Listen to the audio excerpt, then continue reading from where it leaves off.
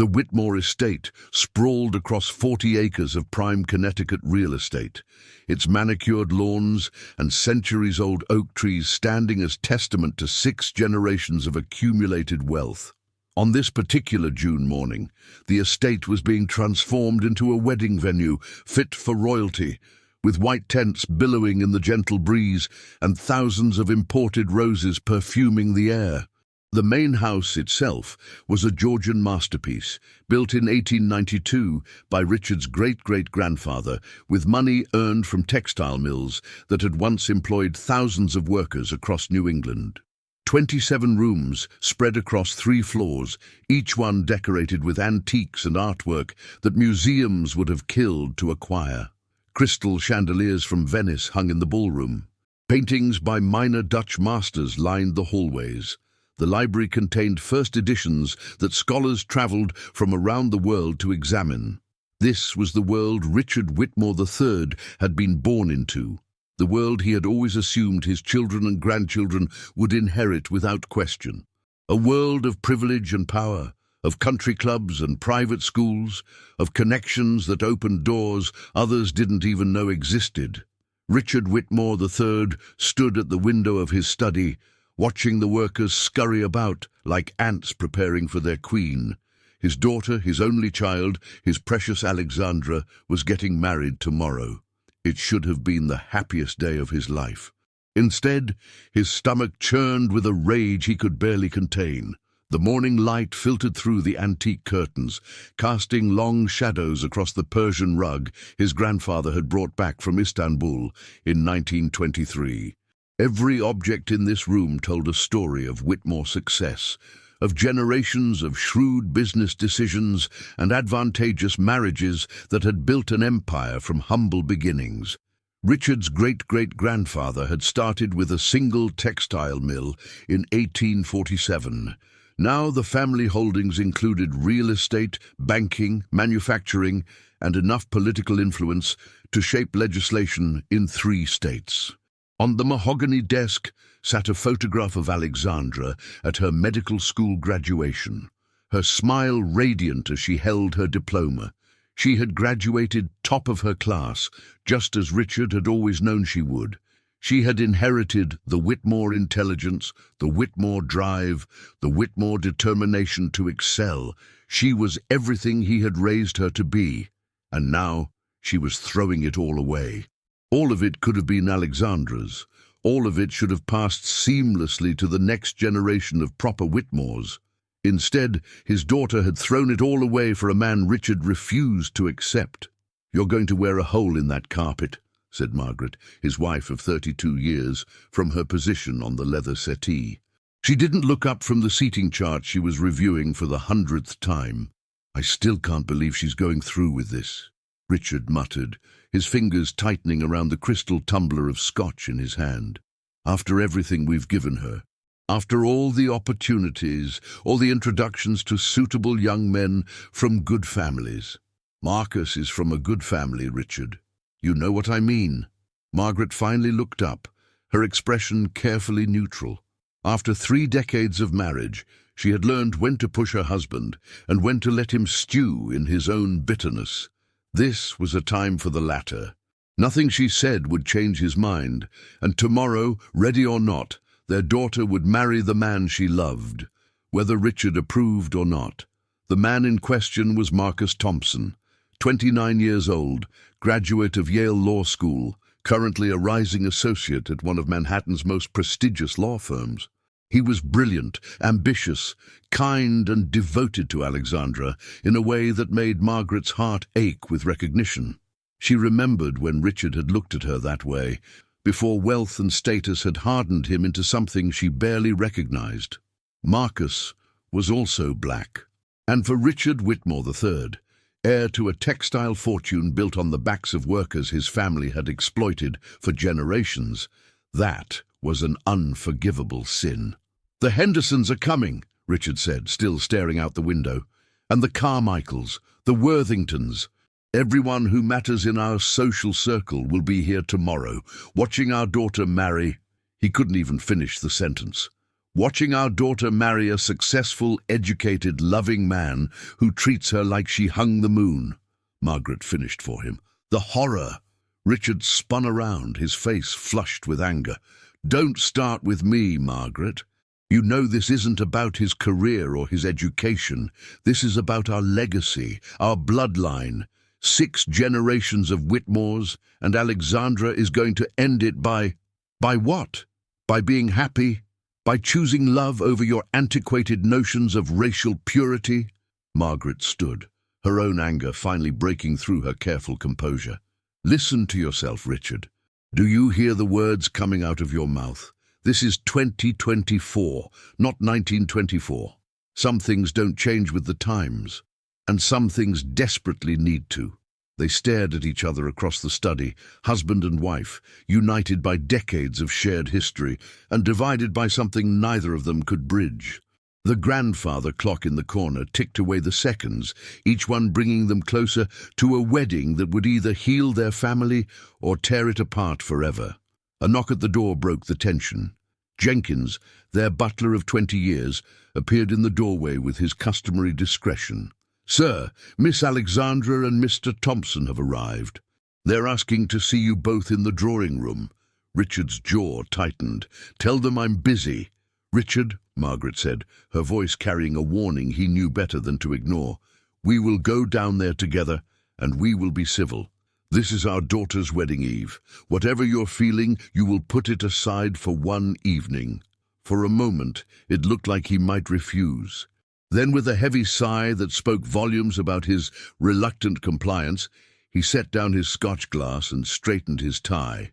"Fine. But don't expect me to pretend I'm happy about this." "I stopped expecting that months ago," Margaret said quietly as she walked past him toward the door. The drawing room was bathed in the golden light of the setting sun when Richard and Margaret entered. Alexandra stood by the fireplace, radiant in a simple sundress that made her look younger than her 27 years. She had her mother's delicate features and her father's stubborn chin, a combination that had served her well in her career as a pediatric surgeon. Beside her stood Marcus Thompson, tall and composed, in a navy blazer that accentuated his athletic build. His hand rested on the small of Alexandra's back, a gesture of support and solidarity that Richard found inexplicably irritating.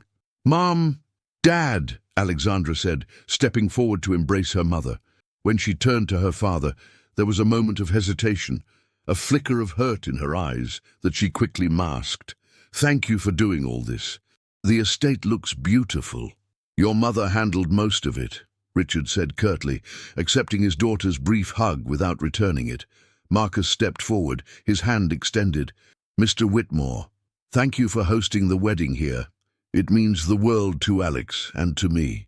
Richard looked at the extended hand as if it were something distasteful. The silence stretched, uncomfortable and heavy, until Margaret inserted herself into the moment. "Marcus, dear, you look wonderful. How are your parents? Did they arrive safely?" "Yes, Mum. They're at the hotel in town, resting up for tomorrow." Marcus lowered his hand smoothly, his expression betraying nothing of what he must have been feeling. "My mother wanted me to thank you again for the welcome basket you sent. She said the chocolates were exceptional." "Oh, I'm so glad she enjoyed them." Margaret shot her husband a look that could have curdled milk. "Why don't we all sit down? Jenkins can bring us some refreshments." They arranged themselves in the carefully curated seating area, Margaret and Alexandra on one settee, Marcus in an armchair, and Richard standing by the window, refusing to sit as if proximity to his future son-in-law might contaminate him somehow. "So," Alexandra said, her voice carefully bright, "we wanted to go over a few last-minute details for tomorrow. Marcus and I have made some decisions about the ceremony that we wanted to share with you." "What kind of decisions?" Richard asked suspiciously. "We've decided to incorporate some elements from Marcus's family traditions into the ceremony. His grandmother was from New Orleans, and there are some beautiful customs we'd like to include." Richard's face darkened. "This is a Whitmore wedding, Alexandra. Held on Whitmore land, paid for with Whitmore money. I hardly think it's appropriate to... It's my wedding, Dad. Alexandra's voice hardened, all pretense of brightness gone. Mine and Marcus's. And we will celebrate it in a way that honors both of our families. All I'm asking is for you to be there, to support us, to try to see Marcus for who he really is, instead of what you've decided he must be. I know exactly who he is. No, you don't. Alexandra stood, her hands trembling at her sides. You've never given him a chance. From the moment I introduced you, you've treated him like he's less than human. Do you know how that feels? To watch my own father treat the man I love like he's garbage? Alex, Marcus said softly, rising to stand beside her. It's okay. It's not okay. None of this is okay. Tears were streaming down Alexandra's face now, but her voice remained steady. I have tried so hard to build a bridge between you two. I have defended you to Marcus's family when they asked why my father won't even shake his hand. I have made excuses and apologies and hoped that somehow, some way, you would come around. She took a shuddering breath. But I'm done. I'm done trying to change you. Tomorrow I'm marrying the man I love, with or without your blessing. And if you can't find it in your heart to be happy for me, then maybe it's better if you don't come at all. The words hung in the air like shattered glass. Margaret pressed her hand to her mouth, her eyes bright with unshed tears. Marcus put his arm around Alexandra, pulling her close, offering silent comfort. And Richard Whitmore III, patriarch of one of Connecticut's oldest families, felt something crack inside his chest. Something that might have been his heart, or might have been his pride, or might have been the wall he'd built around himself over 63 years of believing he was better than everyone else. Alexandra, he began, but his daughter held up her hand. Don't. Whatever you're about to say, just don't. She turned to her mother. Mom, I love you. I'll see you tomorrow.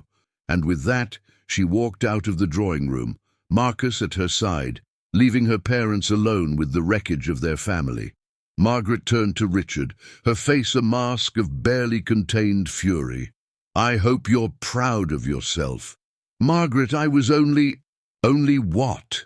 Only driving away our only child, only destroying the relationship you've spent 27 years building. She shook her head, tears streaming down her cheeks. I've defended you for 3 years, Richard. I've told Alexandra that you just needed time, that you would come around, that deep down you were still the man I married. But I was wrong. The man I married would never choose hatred over his own daughter. I don't hate her, Margaret. I love her. That's why you can't what? Accept that she's found happiness with a man who treats her like a queen? Accept that her children will be beautiful and brilliant and loved, even if they don't fit your narrow definition of what a Whitmore should look like. Margaret's voice cracked with emotion. That's not love, Richard. That's control. And it's destroying our family. She left the room without waiting for a response, and Richard heard her footsteps ascending the staircase, heard the distant slam of their bedroom door. He was alone now, truly alone. In a room that suddenly felt too large and too empty. The night passed in uneasy silence. Richard retreated to his study, drinking scotch and brooding over old photo albums. There was Alexandra as a baby, cradled in his arms, so small and perfect and entirely his. Alexandra at 5, riding her first pony on the estate grounds, her laughter echoing across the fields. Alexandra at 10, presenting him with a Father's Day card she had made herself, decorated with glitter and stickers and the words, "Best Daddy in the World." Alexandra at 16, accepting her Academic Achievement Award, looking at him with such pride and love. At 18, leaving for Harvard, hugging him tightly and promising to call every Sunday. At 22, graduating summa cum laude, her face glowing as she spotted him in the audience. Where had that girl gone? When had she become this stranger who defied him at every turn? He knew the answer, of course. She hadn't changed. He had. Or rather, his relationship with her had changed the moment she brought Marcus Thompson home 3 years ago and announced that she was in love. Richard remembered that dinner with painful clarity, the way Marcus had stood when Margaret entered the room, the way he'd complimented the wine and discussed literature with genuine knowledge and passion, the way he'd looked at Alexandra like she was the most precious thing in the world. And Richard remembered his own reaction, the cold fury that had settled in his gut. The immediate, instinctive rejection of this man who dared to court his daughter, not because of anything Marcus had said or done, but simply because of the color of his skin. He told himself it was about protecting Alexandra, about ensuring she married someone from their social circle, someone who understood their world. But sitting here in the darkness, surrounded by the weight of his family's history, Richard couldn't escape the truth any longer. It was prejudice, pure and simple. The same prejudice his father had taught him, and his grandfather before that.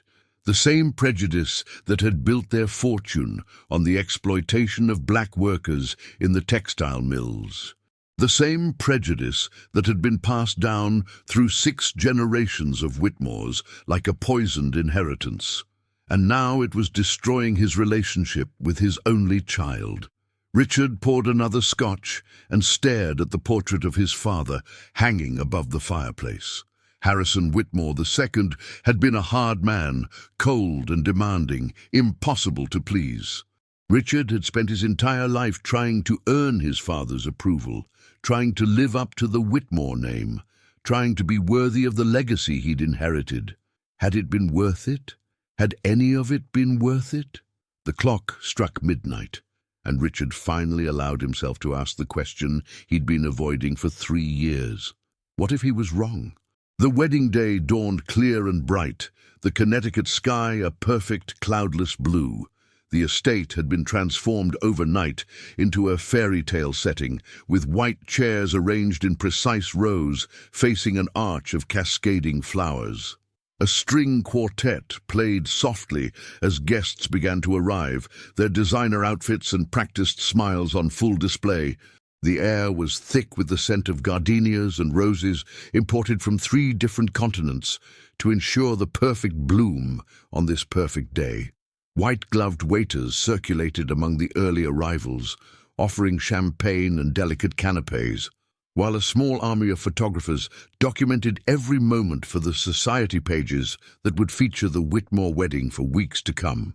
The guest list read like a who's who of East Coast aristocracy, the Hendersons from Boston, whose banking fortune rivaled the Whitmores' own, the Carmichaels from Philadelphia, old money married to new money in an alliance that had shaped political dynasties, the Worthingtons, whose family had arrived on the Mayflower and never let anyone forget it.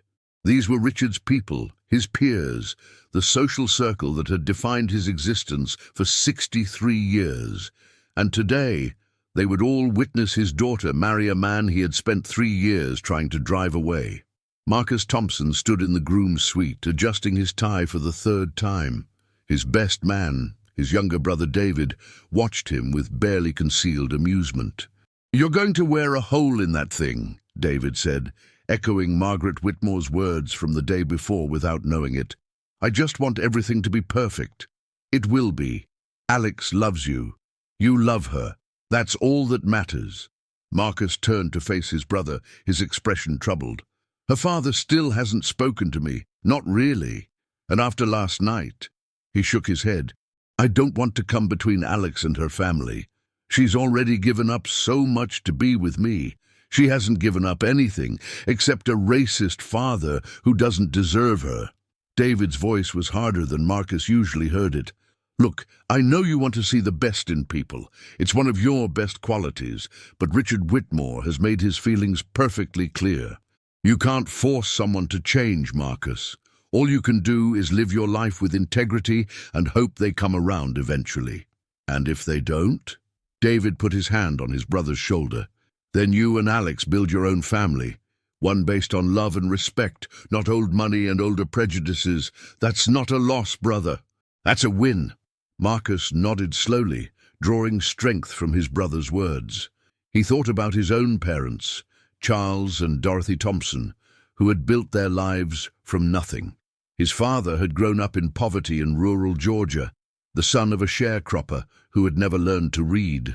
Charles had worked his way through college on scholarships and determination, studying by candlelight when the electricity was shut off, walking miles to school because there was no money for a bus. He had eventually become one of the most respected cardiologists in the state, a man who had performed over 3,000 heart surgeries and saved countless lives. His mother had faced discrimination at every turn in her career as a professor of African American studies. She had been denied tenure twice before finally receiving it, had watched less qualified white colleagues promoted above her, had endured slurs and threats and the constant grinding pressure of being underestimated by everyone around her. Yet she had persevered with grace and dignity that still awed Marcus, building a department that was now one of the most respected in the country. They had taught him that his worth wasn't determined by how others saw him, that his value wasn't diminished by other people's prejudice, that the only opinion that truly mattered was the one he held of himself. Marcus thought about his grandmother, Eleanor, who'd passed away when he was 14. She had been a remarkable woman, full of stories and wisdom and a fierce, protective love for her grandchildren. She had always said there was a mystery in her past, something important that had been kept from her. She never found the answers she was looking for, but she never stopped believing they were out there somewhere. He straightened his tie one final time and met his brother's eyes in the mirror. "Let's do this." The ceremony began at 4 o'clock precisely. The string quartet shifted to the processional as the wedding party made their way down the aisle. Bridesmaids in soft lavender, groomsmen in classic black, the flower girls scattering rose petals with enthusiastic abandon. The assembled guests rose from their seats, a sea of elegant attire and expectant faces. Richard recognized everyone, had known most of them for decades. The Hendersons whispered to each other behind their programs. The Carmichaels sat ramrod straight, their expressions carefully neutral. Old Mrs. Worthington, who had known Richard's grandmother, dabbed at her eyes with a lace handkerchief. On the groom's side, the Thompson family occupied the front rows. Charles and Dorothy Thompson sat with quiet dignity, their faces glowing with pride. Marcus's brother David stood at the altar, serving as best man, his expression a mixture of joy and protective vigilance. Aunts, uncles, cousins, and family friends filled the remaining seats, their presence a testament to the close-knit community that had raised Marcus. Richard noticed with a pang of something that might have been shame that the Thompson guests seemed genuinely happy. There was no tension in their postures, no whispered speculation, no carefully maintained facades. They were simply there to celebrate a wedding, to witness the union of two people who loved each other. When had joy become so foreign to his own social circle? And then Alexandra appeared at the end of the aisle, radiant in her mother's vintage lace gown, her arm linked through Margaret's. The crowd rose as one, a collective gasp of appreciation rippling through the assembled guests. She was breathtaking. The afternoon sunlight caught the delicate beading on her bodice, transforming her into something ethereal, otherworldly. Her dark hair was swept up in an elegant twist, adorned with the same flowers that decorated the altar. And her face, her beautiful face, was luminous with a joy that Richard had never seen before. That joy was directed entirely at the man waiting for her at the altar. Marcus stood tall and composed, but Richard could see the slight tremor in his hands, the shine of unshed tears in his eyes. When Alexandra came into view, his entire being seemed to orient toward her, like a flower turning toward the sun. Richard watched from his position in the front row, his heart hammering against his ribs. She was so beautiful, so happy. When her eyes found Marcus waiting at the altar, her whole face transformed with a joy so pure it was almost painful to witness. Had anyone ever looked at him that way? Had he ever inspired that kind of love? The officiant began the ceremony, speaking of love and commitment and the joining of two souls. Richard barely heard the words. His attention was fixed on his daughter, on the way she held Marcus's hands, on the tears of happiness streaming down her cheeks as she spoke her vows. Marcus, From the moment I met you, I knew you were different. Not because of where you came from or what you looked like, but because of who you are. Your kindness, your integrity, your unwavering belief in doing what's right even when it's hard. You challenge me to be better, support me when I fall, and love me in a way I never knew was possible. She paused, her voice thick with emotion. I know our path hasn't been easy. I know there are people who don't understand us, who don't approve of us, who would rather see us apart than together. But I want you to know, here, in front of everyone who matters to us, that I choose you. Today and every day, for the rest of my life, I choose you. Marcus's response was equally moving, his deep voice carrying across the silent assembly. Alexandra, you are the bravest person I've ever known.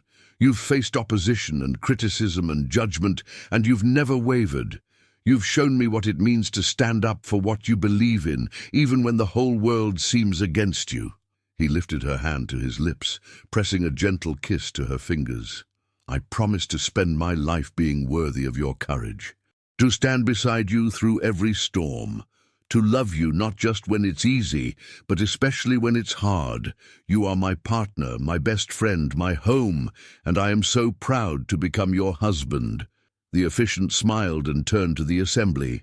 If anyone present knows of any reason why these two should not be joined in marriage, speak now or forever hold your peace. The silence that followed was customary, expected, a formality that no one actually expected to be interrupted, which is why the entire assembly froze when Richard Whitmore III rose from his seat. Margaret's hand flew to her arm, trying to pull him back down. Richard, don't, but he shook her off, stepping into the aisle, his eyes fixed on the couple at the altar. Alexandra's face went pale, then red, her expression shifting from shock to anger to something that looked heartbreakingly like resignation. Dad, please, she whispered. Please don't do this. Marcus stepped forward, positioning himself slightly in front of Alexandra. His jaw was tight, but his voice was steady when he spoke. Mr. Whitmore, whatever you have to say, this isn't the time or place. I disagree, Richard said. This is exactly the time and place. He took another step forward, then another, until he was standing at the base of the altar, looking up at the two young people who had frozen in place. The guests were murmuring now, phones appearing as people sensed drama unfolding. This was exactly the kind of society scandal that would fuel gossip for months. Richard ignored them all. His focus was entirely on Marcus. 3 years ago, he began, his voice carrying across the hushed crowd. You came to my house and asked for my daughter's hand in marriage. Do you remember what I said? Marcus's expression didn't flicker. You said you'd rather see her dead than married to someone like me. Gasps rippled through the assembly. Margaret pressed her hand to her mouth, tears streaming down her face. Alexandra made a sound of distress, her fingers tightening on Marcus's arm. Richard nodded slowly. I did say that, and I meant it, at the time. I meant every hateful, ignorant word. He paused, drawing a deep breath. I was wrong. The murmuring stopped. The entire assembly seemed to hold its breath. I was wrong, Richard repeated, his voice stronger now.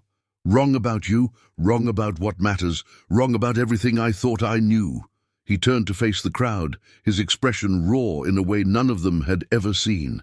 For 63 years, I have lived by the values my father taught me, values that told me some people were worth more than others based on nothing but the color of their skin, values that made me believe my family's money and status gave us the right to judge and exclude and hate. He turned back to Marcus, meeting the younger man's eyes directly for the first time. I watched you these past 3 years.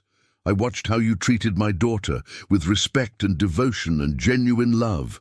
I watched how you handled my hostility with dignity and grace I didn't deserve.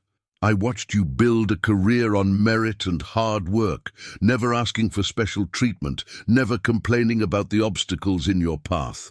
Richard's voice cracked, but he pushed through. And I watched my daughter. I watched her grow stronger, happier, more confident. I watched her become the woman she was always meant to be, and I realized that she didn't become that woman despite you. She became that woman because of you." He reached into his jacket pocket and withdrew a small velvet box.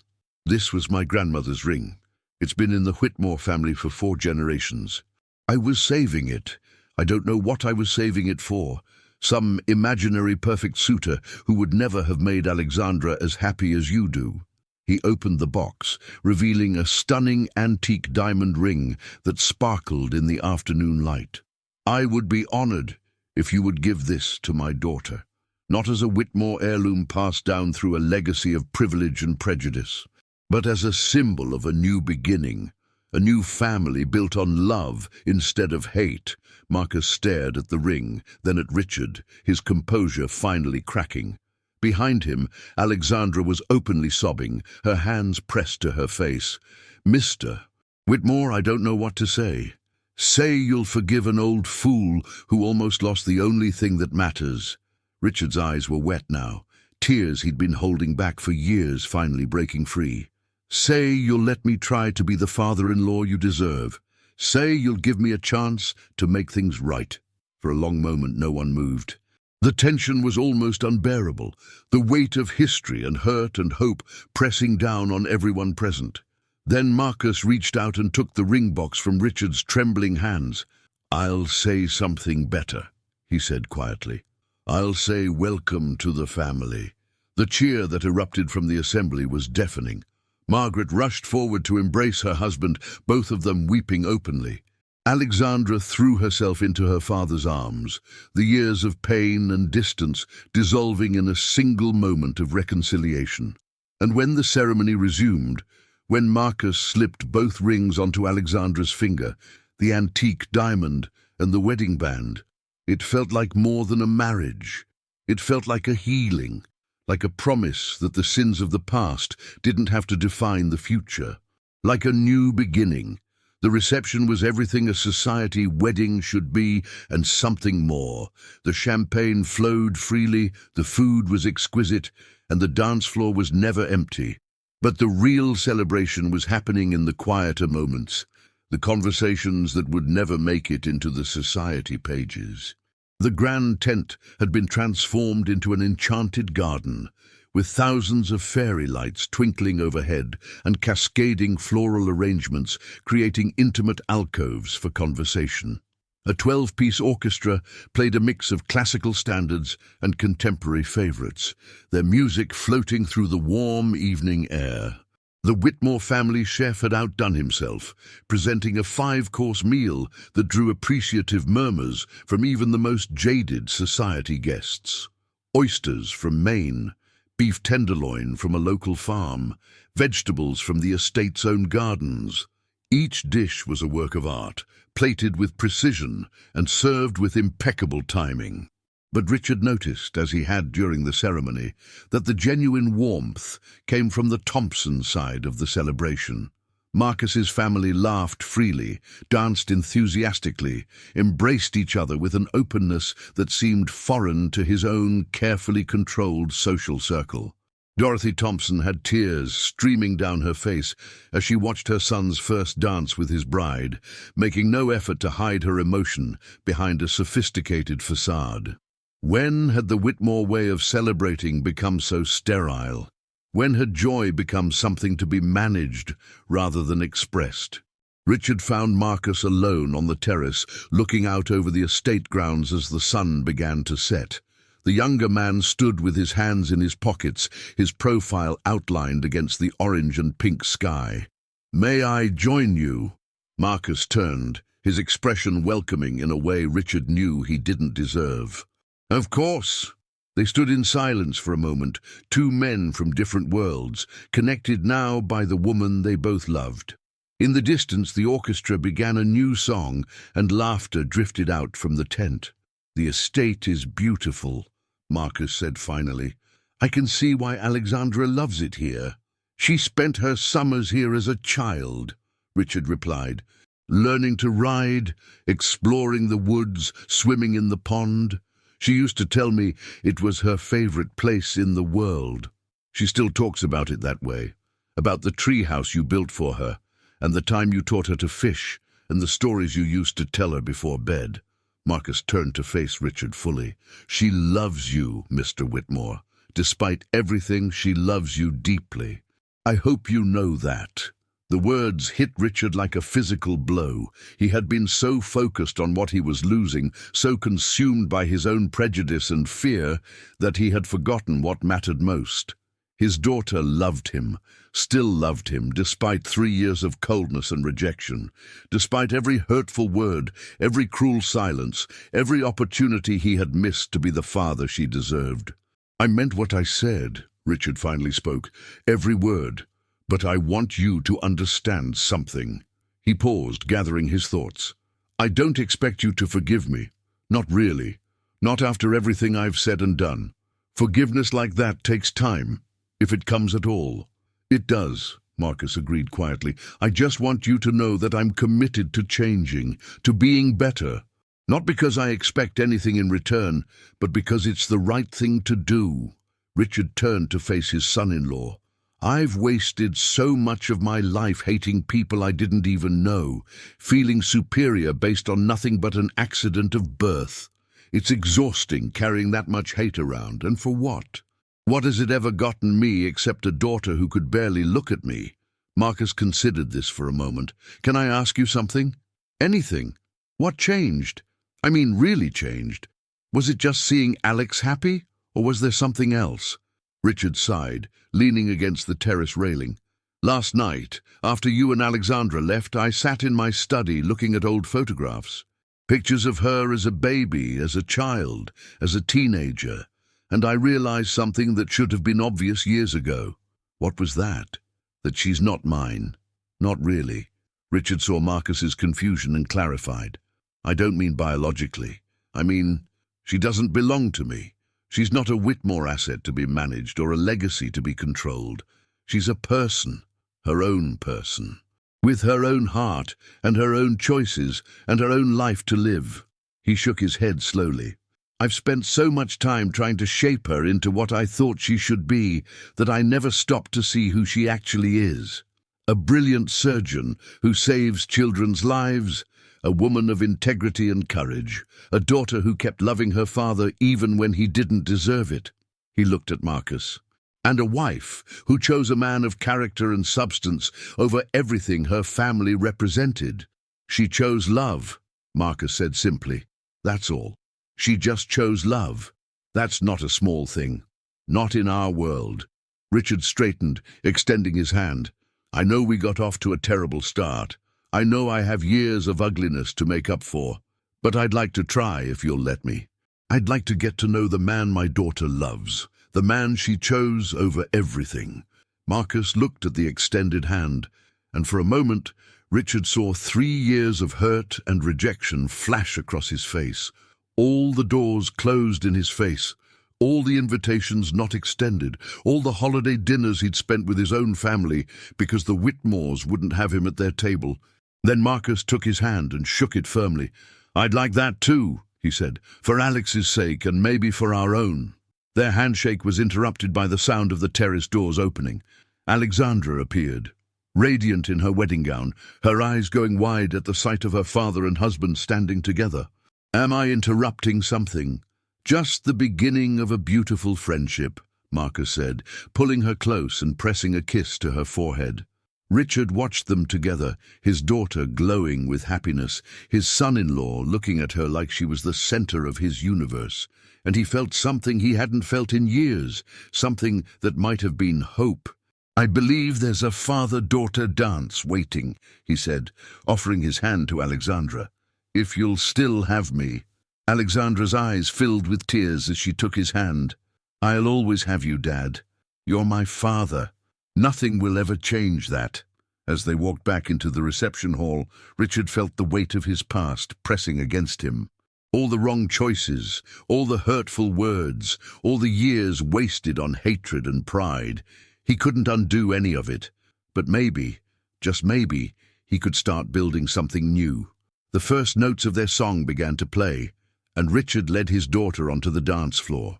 Around them, guests watched with misty eyes, sensing they were witnessing something more than a traditional father-daughter dance. They were witnessing a reconciliation, a redemption, a love that had been tested and emerged stronger. "I'm sorry," Richard whispered as they moved to the music, "for all of it. For every cruel word, every cold shoulder, every moment I made you feel like you had to choose between your family and your happiness." "I know, Dad." Alexandra rested her head on his shoulder, just as she'd done when she was a little girl. "I know.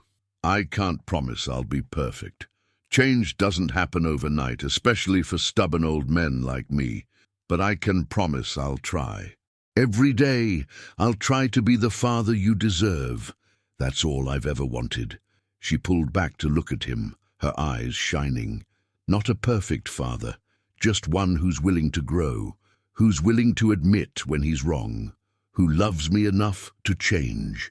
Richard pulled her close again, hiding the tears that streamed down his face. "I do love you, sweetheart, more than anything in this world. And I'm so sorry it took me so long to show it properly." The song ended, and they stood for a moment in the center of the dance floor, father and daughter, their arms around each other, their hearts finally open. Then Marcus appeared, ready to claim his bride for their first dance as husband and wife. Richard released Alexandra into her husband's arms, and as he watched them move across the floor together, he felt something shift inside him, something that had been broken for a very long time beginning to heal. He found Margaret waiting for him at the edge of the dance floor, her eyes red from crying, her smile the most genuine he'd seen in years. "You did good," she said softly, taking his hand. "I'm proud of you. I should have done it years ago." "Yes, but you did it now. That's what matters." They stood together, watching their daughter dance with her husband, surrounded by friends and family, and the promise of a future none of them could have imagined just 24 hours ago. And Richard Whitmore III, for the first time in his life, allowed himself to hope that it wasn't too late to become the man he should have been all along. The months that followed the wedding brought changes none of them had anticipated. Richard, true to his word, made genuine efforts to build a relationship with Marcus. They started with dinners, awkward at first, but gradually warming as they discovered common ground in unexpected places. Richard was surprised to learn that Marcus shared his love of classical music, his passion for chess, his fascination with military history. They progressed to golf outings, where Marcus revealed himself to be a formidable competitor. Richard had played golf his entire life at the most exclusive clubs in the country, but Marcus, who had learned the game on public courses and driving ranges, gave him a genuine challenge. Their friendly rivalry on the links became a foundation for a deeper connection. They eventually reached the point where they could sit together in comfortable silence, two men who had found their way to mutual respect through the love of the woman they shared. Sunday dinners became a regular occurrence, with both families gathering at the estate or at Charles and Dorothy's home in Hartford. The stiffness gradually faded, replaced by genuine warmth and the easy rhythm of family. Richard found himself looking forward to these gatherings in a way he hadn't expected. He learned about the Thompson family history, about their struggles and triumphs, about the resilience that had carried them through generations of adversity. He began to see his own family's history in a new light, recognizing the privilege that had shielded him from challenges the Thompsons had faced daily. Margaret watched these changes with quiet joy. The husband she remembered from their early years, before wealth and status had hardened him, was slowly returning. He laughed more easily now, listened more carefully, showed a curiosity about others that had been dormant for decades. But the biggest change came on a crisp October morning, when Marcus called Richard with news that would alter everything. "Can you come to the city?" Marcus asked, his voice carrying an urgency Richard had never heard before. "There's something I need to show you. Something important." Richard arrived at Marcus's law firm 3 hours later, his mind racing with possibilities. Was something wrong with Alexandra? With the pregnancy they'd just announced? His heart hammered as he was escorted to Marcus's corner office, where his son-in-law waited with a thick folder and an expression Richard couldn't read. "What's going on? Is Alex all right?" "Alex is fine. She's at the hospital, saving lives as usual." Marcus gestured to the chair across from his desk. "Please sit down. This is about something else entirely." Richard sat, his eyes fixed on the folder in Marcus's hands. "What is that?" "I've been working on a case. A big one. Involves a trust fund that's been in dispute for nearly 50 years. Marcus opened the folder, revealing stacks of documents, photographs, and legal briefs. The original beneficiary died without clear heirs, and the money has been sitting in escrow ever since. We're talking about a substantial amount, nearly $200 million. Richard frowned. "What does this have to do with me?" Marcus pulled out a photograph and slid it across the desk. It showed a young black woman in 1960s attire, beautiful and dignified, standing in front of a modest house. Her name was Eleanor Thompson. She was my grandmother. Richard looked at the photograph, then at Marcus. "I don't understand." "Eleanor Thompson was born Eleanor Whitmore. She was your father's sister." The words hung in the air like a physical presence. Richard felt the blood drain from his face, his hands gripping the armrests of his chair as the room seemed to spin around him. His heart pounded against his ribs, and for a moment he wondered if he was having a heart attack. The certainties of his entire life were crumbling around him, and he had no idea how to rebuild them. "That's impossible. My father didn't have a sister. I would have known." "No," Marcus said gently. "You wouldn't have, because your grandfather made sure of it." He pulled out more documents, spreading them across the desk like pieces of a puzzle finally coming together. Birth certificates with official seals, marriage licenses from Georgia, property records showing the transfer of a small parcel of land in 1935, photographs of a young woman who bore an unmistakable resemblance to the Whitmore family portraits hanging in Richard's study. Eleanor was born in 1935, the first child of Harrison Whitmore I and a woman named Josephine Carter. Josephine was black, a maid in the Whitmore household. When the pregnancy was discovered, your grandfather paid Josephine to disappear. He gave her enough money to start a new life in Georgia on the condition that she never reveal Eleanor's parentage to anyone. Marcus pulled out another photograph, this one showing a young Josephine, beautiful and dignified in a maid's uniform. She couldn't have been more than 18 years old when it was taken. Josephine kept her promise. She moved to Atlanta, raised Eleanor on her own, and never told anyone who the father was. But she kept records, letters, photographs, documents that prove the connection beyond any doubt.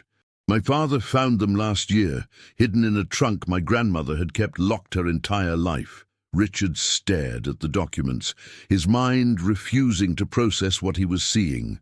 Birth certificates, marriage licenses, property records.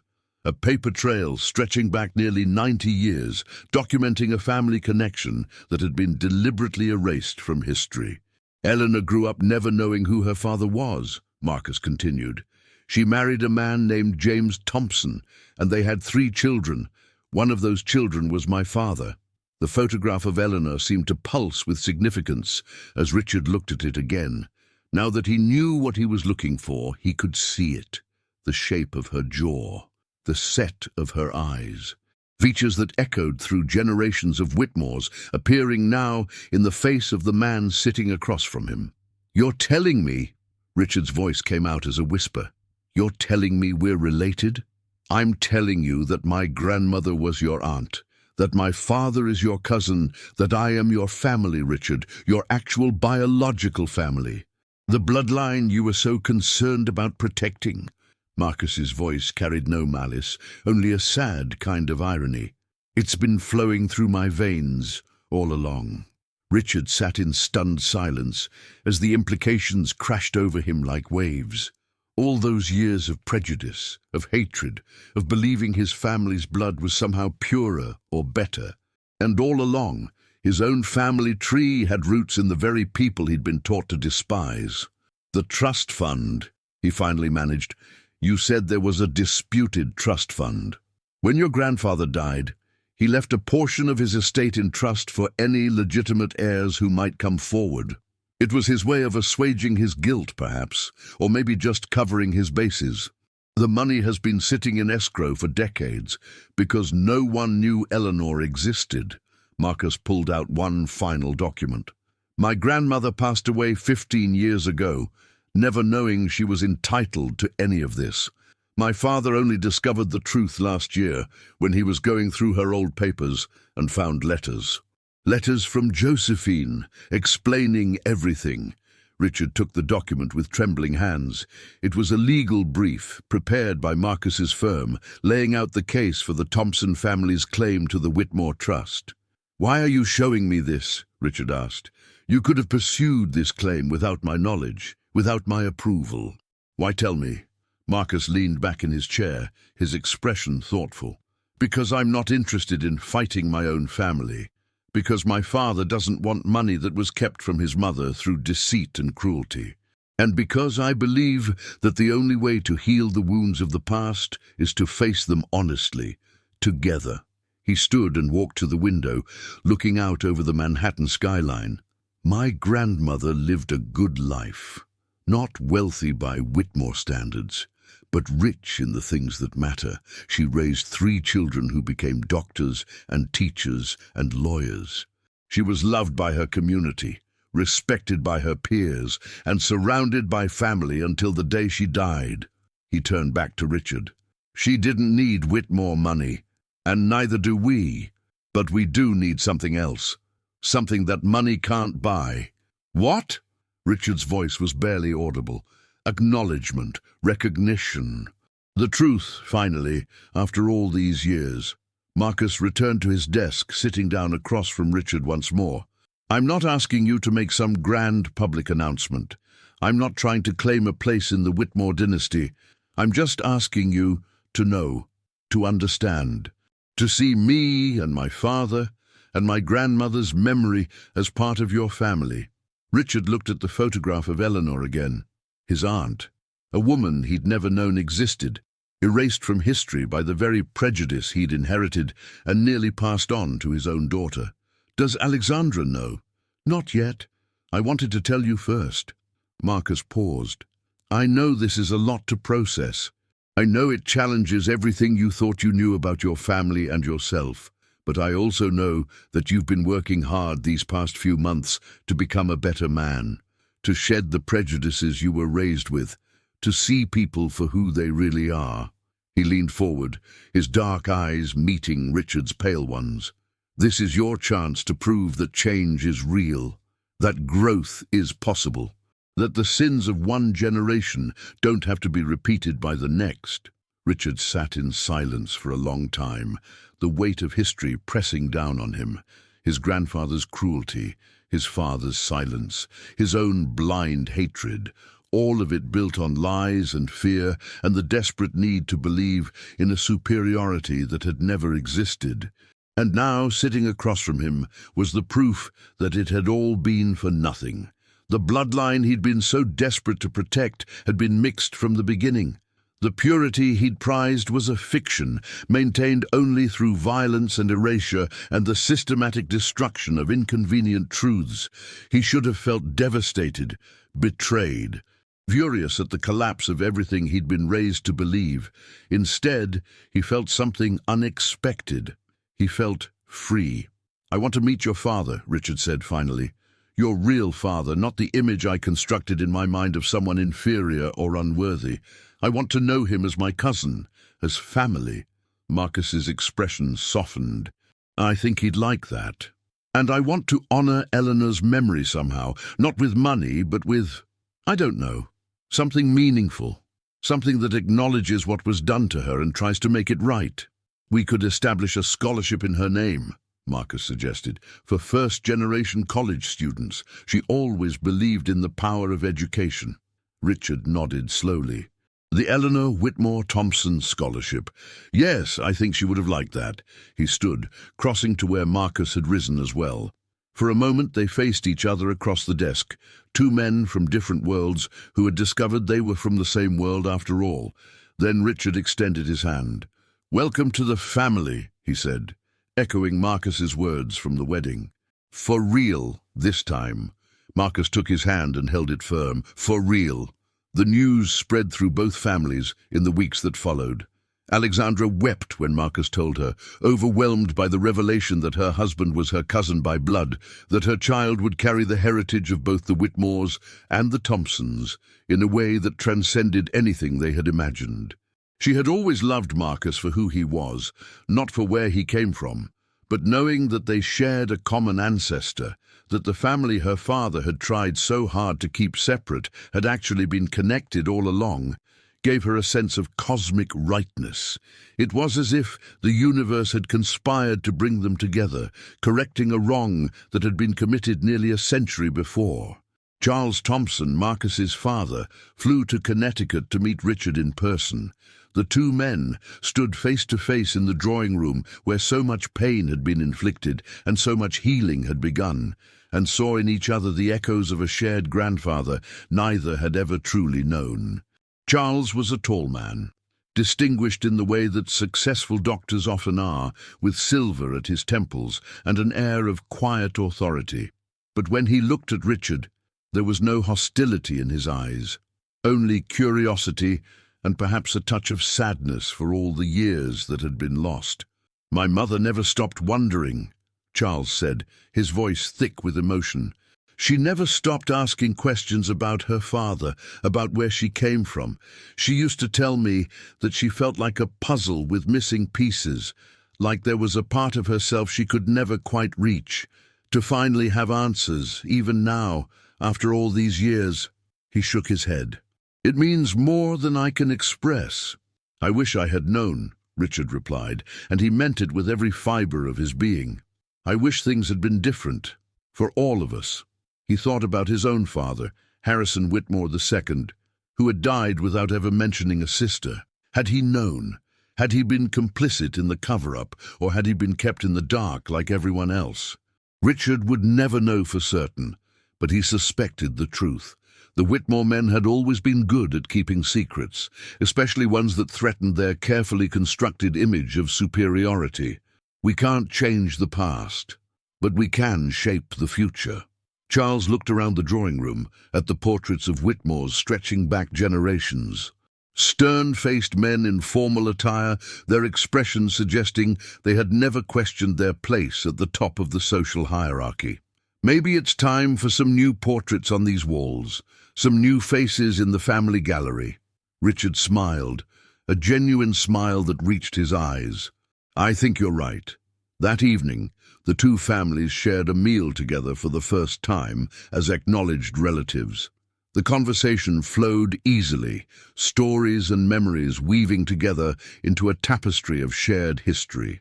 Charles talked about growing up in Georgia, about his mother's strength and resilience, about the values she had instilled in him. Dorothy shared her research into the Thompson family genealogy, which now extended back to the Whitmore line. Margaret and Dorothy discovered they had both attended Smith College, though a decade apart. David and Alexandra's college roommate Jennifer hit it off immediately, their animated conversation about travel filling one corner of the room. And through it all, Marcus and Alexandra sat side by side, their hands intertwined, watching their families finally become one. The Eleanor Whitmore Thompson Scholarship was established that spring, funded jointly by the Whitmore estate and the contested trust fund that was finally released to its rightful heirs.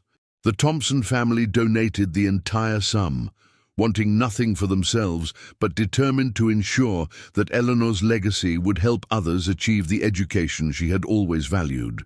And on a warm June day, exactly 1 year after the wedding that had begun to heal their family, Alexandra Whitmore Thompson gave birth to a daughter. They named her Eleanor Margaret, after both her great-great-grandmother and her grandmother, a bridge between past and future, between pain and hope, between all the families that had finally become one.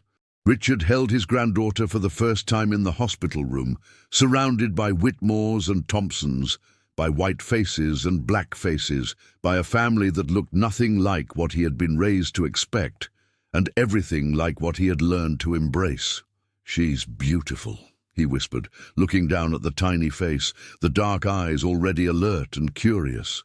"She's absolutely beautiful. She has your chin," Marcus said with a smile. "The famous Whitmore stubbornness is alive and well." "God help us all," Alexandra laughed, exhausted but radiant. Richard looked around the room at the people gathered there. Margaret, wiping tears of joy from her eyes. Charles and Dorothy Thompson, their faces glowing with grandparental pride. Marcus's brother David, already arguing with Alexandra's college roommate about who would be the favorite uncle. A family bound not by blood alone, but by choice, by growth, by the hard work of reconciliation. "I was wrong about so many things," Richard said softly, still gazing at his granddaughter. "But I was most wrong about what makes a family. It's not blood or heritage or the color of someone's skin. It's love. It's showing up. It's being willing to grow and change and admit when you've been wrong." He looked at Marcus, at the man he had once rejected and now treasured. "Thank you for giving me another chance. Thank you for not giving up on this stubborn old man." Marcus put his hand on Richard's shoulder. "That's what family does. We don't give up on each other." Eleanor Margaret chose that moment to yawn enormously, her tiny fist waving in the air as if in agreement. The room erupted in laughter, the sound of joy and connection filling every corner, and Richard Whitmore III, holding his mixed-race granddaughter in his arms, finally understood what he had been missing all along. Not purity, not prestige, not the preservation of some imaginary bloodline, just love.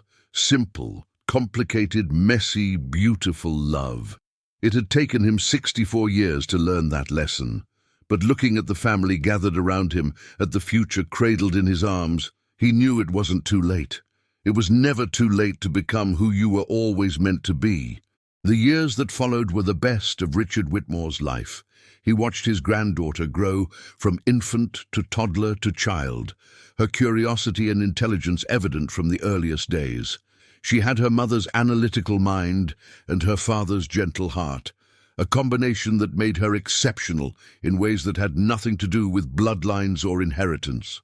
Her skin was the color of honey, a beautiful blend of her diverse heritage, and her dark eyes sparkled with the intelligence and curiosity that Richard recognized from his own childhood. He attended her first ballet recital, sitting in the front row with tears streaming down his face as she performed her simple routine. He was there for her first soccer game, cheering so loudly that Alexandra had to remind him it was just a recreational league for 6-year-olds. He comforted her when she scraped her knees and celebrated when she learned to read, becoming the grandfather he wished his own grandfather had been. He taught her to play chess, just as his father had taught him, passing down a tradition that now bridged two families that had been cruelly separated. He read her stories about history and justice, about people who had stood up against prejudice and fought for what was right. He answered her endless questions with patience and honesty, even the difficult ones about why some people had been treated badly because of how they looked. "Grandpa," she asked him once when she was 7 years old, "did you used to be mean to people who looked like Daddy?" The question had stopped Richard cold. He had knelt down to her level, taking her small hands in his wrinkled ones, and told her the truth. "Yes, sweetheart, I was. I was taught wrong things when I was young, and I believed them for a very long time. I hurt people with my words and my actions, including your daddy. It was wrong, and I'm very sorry for it. But you're nice now," Eleanor had said, her brow furrowed in confusion. "I try to be, because I learned that the things I believed weren't true. I learned that people should be judged by their hearts, not by their skin. And I learned that it's never too late to change, to become a better person." She had hugged him then, her small arms wrapping around his neck, and Richard had held her close, overwhelmed by the gift of her innocent acceptance. He and Charles Thompson developed an unexpected friendship, two men in their 70s discovering they had more in common than either had imagined. They played chess together, argued about politics, shared stories about their children and grandchildren. Charles taught Richard about the history of civil rights in America, about the struggles his family had faced and overcome. Richard, in turn, shared the resources and connections that had been accumulated over generations of Whitmore privilege, helping Charles's foundation expand its reach and impact.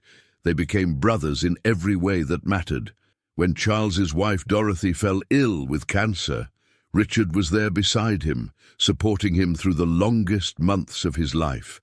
When she passed, Richard delivered the eulogy, speaking of the remarkable woman who had welcomed him into her family, despite every reason not to. And Richard continued to grow. He established a foundation dedicated to fighting prejudice and promoting understanding. He funded scholarships and community centers, supported civil rights organizations and educational initiatives. He spoke at schools and community centers, sharing his story of transformation, admitting his past wrongs with unflinching honesty. The society friends who had once admired him for his wealth and status didn't quite know what to make of the new Richard Whitmore. Some embraced his transformation, inspired to examine their own prejudices. Others pulled away, uncomfortable with his willingness to challenge the assumptions they all shared. Richard found he didn't mind losing those friends. They had never really known him anyway. "Why?" a young journalist asked him once, during an interview for a documentary about racial reconciliation. "Why devote yourself to this cause now at your age?" Richard considered the question carefully before answering. "Because I wasted so much of my life being afraid. Afraid of people who were different from me. Afraid of change. Afraid of admitting that everything I'd been taught was wrong." He shook his head slowly. "Fear is a prison, and hate is the lock. I don't want anyone else to waste their life the way I almost wasted mine." He died peacefully at the age of 81, surrounded by his family, by the diverse collection of people who had become his greatest treasure. His final words were spoken to Eleanor, now a bright and beautiful 16-year-old who had inherited her mother's intelligence and her father's compassion. "Remember who you are," he whispered, holding her hand. "All of who you are, the Whitmores and the Thompsons, the privilege and the struggle, the past and the future. You carry all of it inside you, and that's not a burden. It's a gift." Eleanor squeezed his hand, tears streaming down her face. "I'll remember, Grandpa. I promise." Richard smiled, his eyes finding each beloved face in the room before closing for the last time. "Good. That's good." At his funeral, the church was filled to overflowing. Society matrons sat beside community activists. Old money rubbed shoulders with new. White and black and every shade in between gathered to honor a man who had spent his final years trying to undo the damage of his first ones. Marcus delivered the eulogy, his voice steady despite the grief that threatened to overwhelm him. Richard Whitmore was not a perfect man. He would be the first to tell you that. He made mistakes, terrible mistakes, that caused real harm to real people. He spent decades believing lies that poisoned his relationships and nearly destroyed his family. He paused, looking out at the assembled mourners. But Richard Whitmore was also a brave man, because it takes courage to admit you've been wrong. It takes strength to change when change is hardest. It takes grace to ask for forgiveness and dedication to earn it. His eyes found Alexandra in the front row, their daughter pressed against her side. "He taught me that it's never too late to become who you're meant to be. He taught me that families are built by choice as much as by blood. He taught me that love is stronger than hate, and that growth is always possible, no matter how old or set in your ways you might be." Marcus's voice broke slightly as he delivered his final words. "I'm proud to have called him family. I'm proud to have called him friend. And I'm proud to carry his legacy forward. Not the legacy of wealth and privilege he was born into, but the legacy of transformation and love he created for himself." The service ended with a hymn that Eleanor Whitmore Thompson had loved, sung by a choir that included voices from every branch of the family tree. As the notes rose toward heaven, Alexandra leaned against Marcus, their daughter, between them, and allowed herself to grieve the father she had finally gotten to know. "He changed," she whispered. "He really, truly changed." "He did," Marcus agreed, "and so did all of us." Outside, the sun broke through the clouds, casting golden light across the cemetery, where generations of Whitmores lay buried. Soon, Richard would join them, his ashes interred beside his parents and grandparents, another link in the long chain of history. But his true legacy wasn't in that cemetery. It was in the family walking out of the church together, in the scholarship bearing Eleanor's name, in the foundation working to fight prejudice in all its forms, in every person who had heard his story and found the courage to examine their own biases. Richard Whitmore III had been born into privilege and prejudice. He had lived most of his life perpetuating the hatreds he'd inherited, but in the end, he had chosen a different path. He had chosen love over fear, growth over stagnation, family over legacy. And in doing so, he had proven that change is always possible, that redemption is always within reach, that it's never too late to become who you were meant to be. The story of the Whitmore Thompson family continued long after Richard's death. Eleanor grew up to become a civil rights attorney, fighting for justice, with the same passion her great-grandmother had brought to raising her family against impossible odds.